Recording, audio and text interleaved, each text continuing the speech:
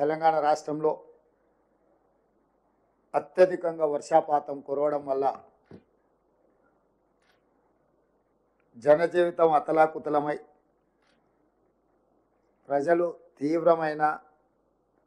ఇబ్బందులు, నష్టాలలో ప్రధానంగా ప్రాణ నష్టం, ఆస్తి నష్టం, పశు సంపద నష్టం, ప్రభుత్వం యొక్క ఆస్తులు, రోడ్లు కావచ్చు, భవనాలు కావచ్చు, విద్యుత్ శాఖకు సంబంధించిన సబ్స్టేషన్లు కావచ్చు, ఇతర చాలా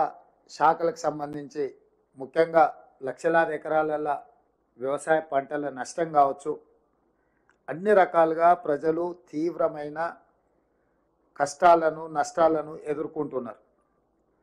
గత 3 రోజుల నుంచి రాష్ట్ర ప్రభుత్వం, అధికారులు, ముఖ్యంగా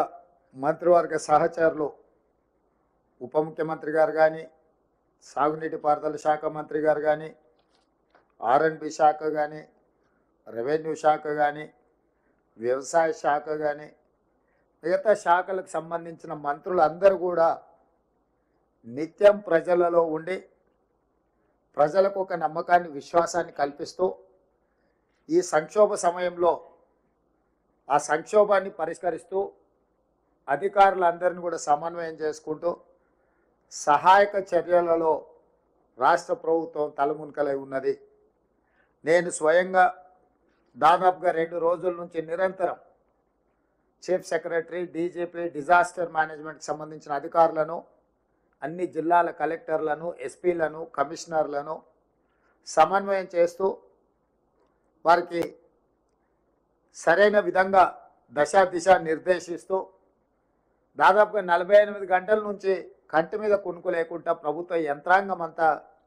కష్టపడి పనిచేసి ప్రజల్ని ఆదుకొని ప్రజల ప్రాణ నష్టం, ఆస్తి నష్టం లేకుండా చేయాలనే ప్రయత్నం చేసినాం.